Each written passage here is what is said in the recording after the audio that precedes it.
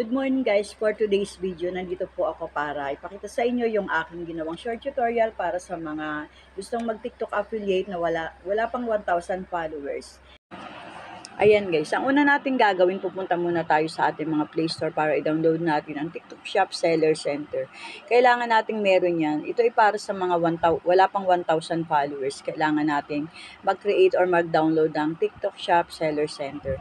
Para doon tayo mag-registered para maging isang TikTok affiliate tayo kung gusto natin makabenta at magamit natin na kumita ang ating TikTok account. Ayan. Dadirect natin siya sa TikTok account natin guys para if ever na tayo magbebenta, diretso na tayo sa ating TikTok account na bubuksan. Ayan, i-confirm lang natin siya. Bali guys, itong TikTok account na to na ginawa ko, create ko lang to para lang makapagawa ako ng short tutorial, pero hindi ko naman ito gagamitin sa pagbebenta. Ginawa ko lang talaga siya para makagawa ako ng short tutorial para sa mga wala pang 1,000 followers na gusto nang kumita sa TikTok at gusto nang mag-TikTok affiliate. Ito guys, ito yung account na to. Sundan nyo lang.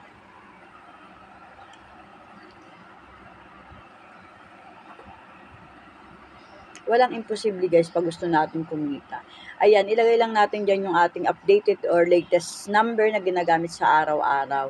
Ayan, yung number na yan, dyan akin ang nilagay ko, yung number ng Gcash ko.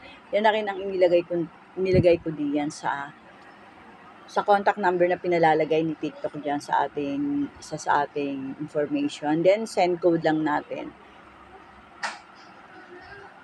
Punta tayo sa ating inbox. Punta tayo guys sa ating inbox para doon natin makita yung code. Ayan, punta ko sa ating inbox.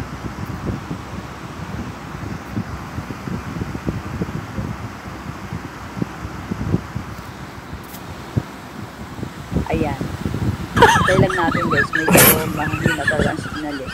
Ayan, nandiyan ang inbox. Ayan, ang code number na dumating. Siya natin ilalagay dun sa ating code na hinihingi ni TikTok.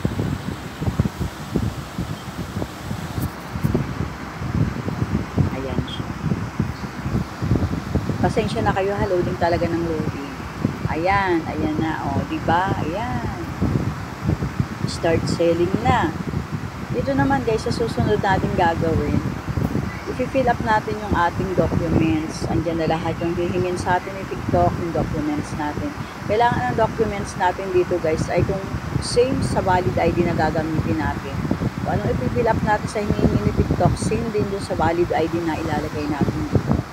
Para walang maging problema. Kasi bago tayo ma-verify dyan o fully verify dito sa ating pag-TikTok affiliate, talagang pinag-aaralan TikTok lahat yan. Ayan, diba? Andyan yung, dahil tayo naman ay wala pang sariling tindahan, wala pa tayong sariling mga products, dito muna tayo sa individual.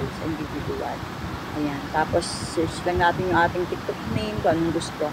Kaya siya palang TikTok name, shop name kong yan. Shop name ay pinalitan ko, hindi ko lang naipakita. Ginawa ko siyang Leia Shop pa rin, pero malilit na letter din, dinagdagan ko ng 07. Yan guys, mag-aano ka lang dyan ng kung anong valid ID yung gagawin, ilalagay mo, kung ano yung paninda, ano yung paninda na ilalagay, kung ano. Ako, beauty talaga, beauty products talaga yung sa akin. Beauty and fashion ba yun? Yan, beauty and fashion. Ayan guys. May valid ID, kailangan natin valid ID. Kung anong available na hawak nyo na nailagay nyo, ayan. Ayan guys, hindi ko alam kung bakit lumalabas sa akin yan. Individual lang naman ako eh. Kasi pag individual lang ang pinili natin, hindi natin kailangan mag-send ng VIR kasi wala pa naman tayong VIR talaga kasi wala pa tayong sariling shop. Ayan. Hindi ko lang alam kung sa pag-fill up nyo ilalabas din yon, pero sa akin individual na nga lumabas pa yon. So hindi naman kasi pare-pareho eh. So sa pag-create ko dun sa aking shop ngayon, wala siya eh. Wala yung VIR na yun. Yan guys, kailangan yung mga details yan, i-check nyo, yung lugar nyo, kailangan talagang tama lahat. Bago nyo siya i-submit, kailangan tama talaga lahat siya guys. Ayan, ilalagay nyo yung email ad nyo, kailangan talaga yan para in case na malimutan nyo yung mga password or ma-delete yung inyong account. So, naka-ano naman siya sa ating mga email. Tapos, ayan. Lalagay nyo lang yung exact address nyo. Diba? Ako guys, sa totoo lang, kakasimula ko lang, 2 weeks pa lang ako nag-a-affiliate. Pero sa pagtsitsaga ko, may commission na rin pumapasok sa akin, dito sa akin shop, paunti-unti.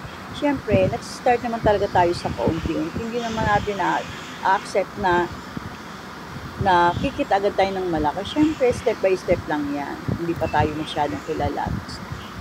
Sipag at syaga lang talagang kailangan natin, guys. Yung pag-add natin ng product sa ating shop.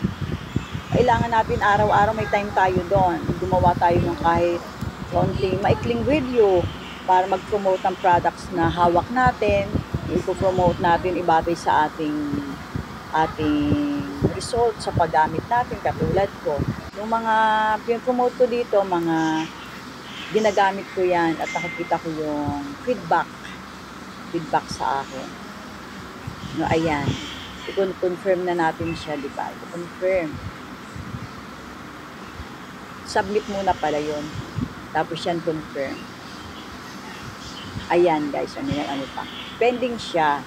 Okay. Pag may mali dyan, unsuccessful ang lalabas dyan, guys. So, yan lang yun, guys. Susunod, abangan nyo yung content kung gagawin, yung video kung gagawin, kung paano naman magbenta ng products or mag-add sa ating shop ng mga products para kahit paano kumita tayo at magkaroon tayo ng kaunting komisyon.